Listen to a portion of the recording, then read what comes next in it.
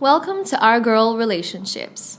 On this channel, we talk about problems people face in their day-to-day lives. Let's start with a video. My husband has changed. When we got married, he was so gentle and attentive. He would do anything to make sure that the family was okay. We started a business together after we got married. I was a medical practitioner, though I had a knack for business, so I invested a lot of money into it and I gave him all my ideas. The plan was that I would still work as a doctor since I just started my residency at the time, but would retire early. I helped with marketing and publicity. We were the power couple because together we could do anything we wanted to. With so much dedication and hard work, the business picked up and was doing pretty amazing. And at that time, my practice was picking up too. So I lessened my grip on our business and let him run it. It seemed to be doing well because he had more money. We would go on vacations at least twice a year, and when we got kids, they joined us as well. We were a very happy family. My husband and I have been married for the past 10 years, and in those times it wasn't a bed of roses. We have had to jump through many hurdles and fight to remain together and love each other unconditionally. Marriage is not easy if you don't know how to forgive easily. I learned that the hard way. When you live with someone and are constantly in their personal space and they in yours, it's not only love that keeps you together. In fact, love doesn't cut it. It's all the other virtues that you should have imbibed, like patience and not keeping grudges. Your patience would be tested. He did the same for me too, because I know that I am a handful, and you have to be able to manage me to live with me. Recently, I noticed that he was always frowning and was distant. He would snap at every little thing. We were living like housemates who didn't like each other instead of husband and wife who loved each other. It became worrisome for me because in our 10 years of marriage, we always talked through things.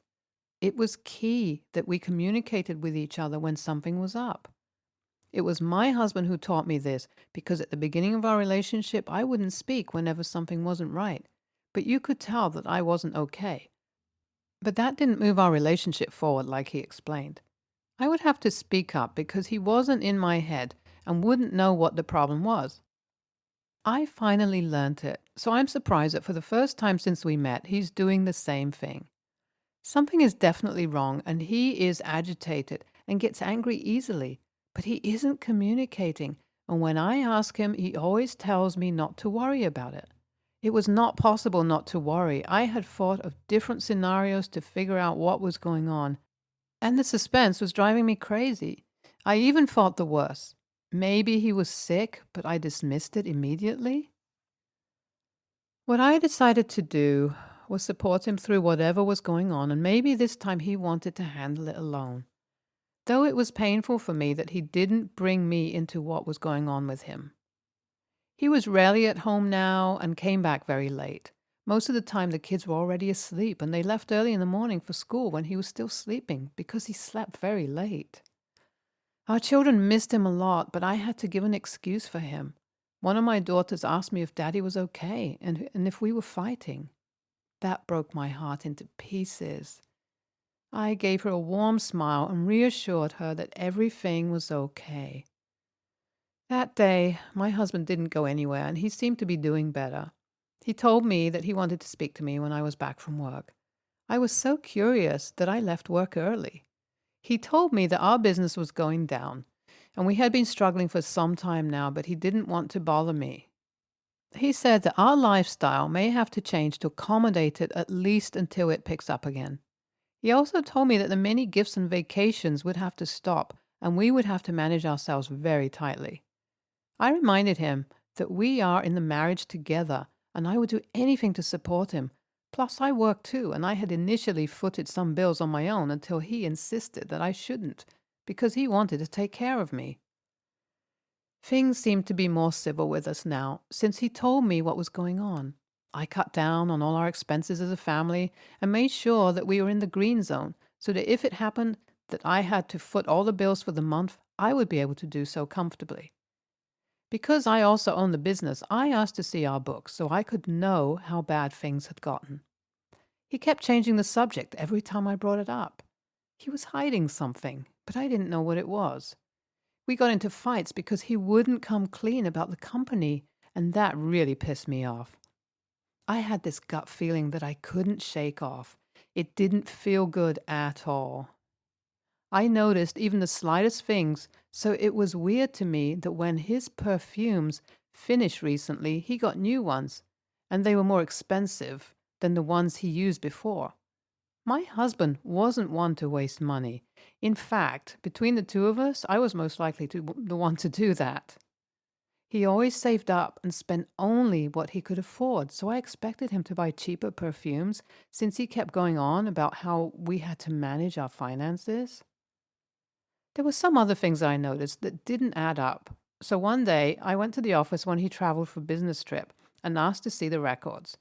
But the accountant told me that my husband specifically gave instructions not to show me. That had never happened before because I always had access, and I rarely checked the records because I believed whatever he said to me. I decided to hire a private investigator to find out what was really going on. I asked around for a good private investigator and did my extensive research. I found one that I thought was a good fit. We met and I explained my concerns to him. I told him that he needed to be discreet because I didn't want anyone finding out what I was doing, especially my husband. He went to work on it and told me that our business was doing better than it ever did before. And in fact, the company recently got a huge contract. So why was my husband lying? That's what I really needed to find out. I spoke to the investigator again and asked him to find out what was going on with my husband, who was now going on more trips than I could count. Before, he didn't work during the weekends, but now things were different.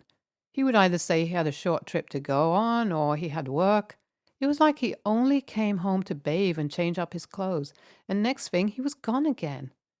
The investigator did not find much after a week, so I told him to do more digging, and thank God I did.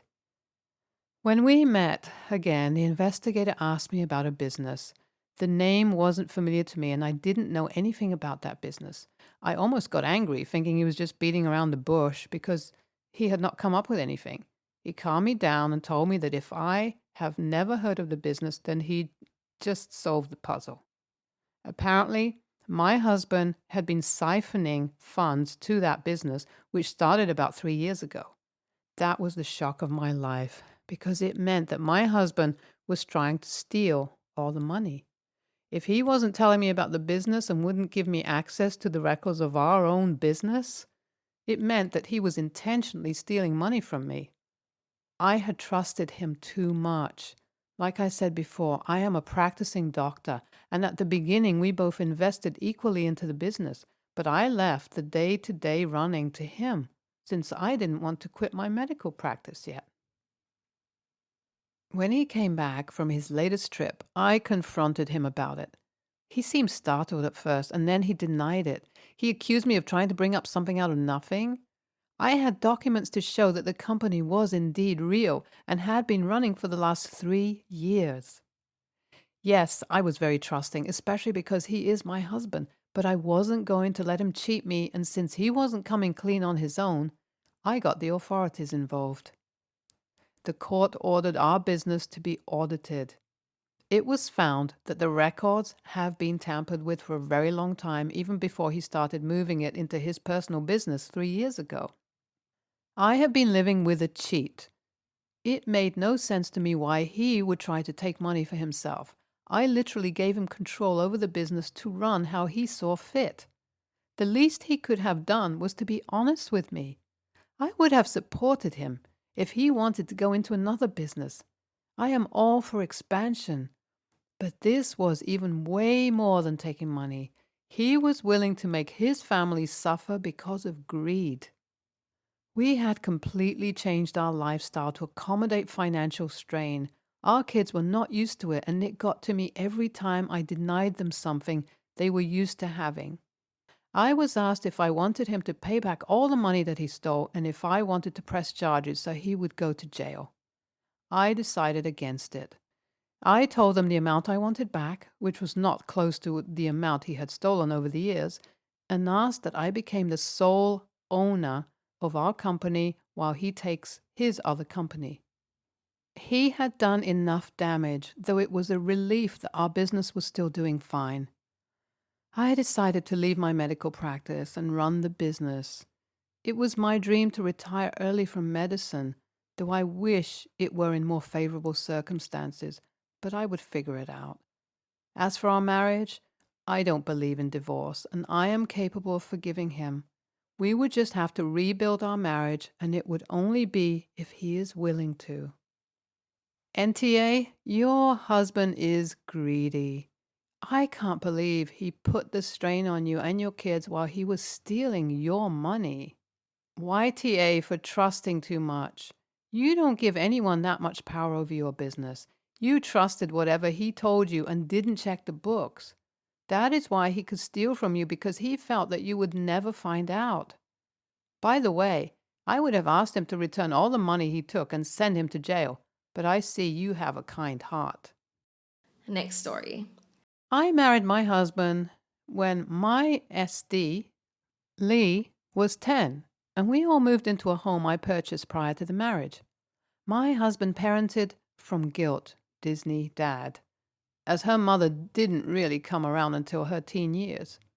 She was raised very differently than my kids, 2 from my first marriage and later 1 together with my husband. And after about 2 years of marriage, I had to step back from taking a parental role with her due to conflict. When she was 14, her mother moved back into town and started spending time with her consistently, basically being a best friend who let her do anything. When my husband finally tried to lay down rules at age 15, it led to a blowout, and she moved in with her mom. We were against this because her mom was, and still is, an unstable situation, but couldn't really stop her. She has never spent a night in our house since, about 1.5 years now. Although would still meet up with her dad a few times a month for lunch, dinner, and stop by on holidays. From what he said, her mother would constantly kick her out for the night after arguments, throw her clothes away, and do other toxic things. And before his death, he claimed she wanted to come back but didn't want to hurt her mom. 6 months ago, my husband was killed in an accident. It threw our world upside down and affected all of our kids deeply. I saw Lee occasionally for the planning of the funeral, executing his estate, etc., but otherwise did not hear much from her and did not reach out after the initial call, except to inform her of events and information. I just recently sold the house. As my kids want a fresh start, we will stay in the same school district, but are moving across town. When packing, I realized Lee still had some things here in her old room and sent her a message offering to drop them off. When she realized we were selling the house and moving, she showed up and made a scene, accusing me of erasing her father, accusing me of not caring about him at all, and then demanded to know if I was going to have a room for her at the new house. I was shocked by this. We don't have much of a relationship and are not close. She seemed angry and devastated, and after a few choice words, drove off. I got a call from my husband's sister a few hours later, raging at me and accusing me of leaving her behind. But from what my perspective is, she didn't live with us before, and I'm not sure why she would start now. AITA? Your stepdaughter has problems and expects you to keep the house as a shrine to her father. She's young, troubled, and grieving, but the truth of it is she's not your problem anymore. I think it was a very kind of you to reach out to her about her things, but she doesn't see things that way and acted out. Sad situation. This poor child is hurting. She recognizes now how much she needed her father. Legally, you have absolutely no rights to her. Her mother, no matter how irresponsible, is her sole guardian. However, I see nothing wrong with you opening your door and allowing your SD the opportunity to visit her sibling in your new home. She is a member of the family, regardless of the past. Use this as a chance for both of you to heal. She needs a stable adult in her life. Completely rejecting her is an move. Next story. I was in fast food.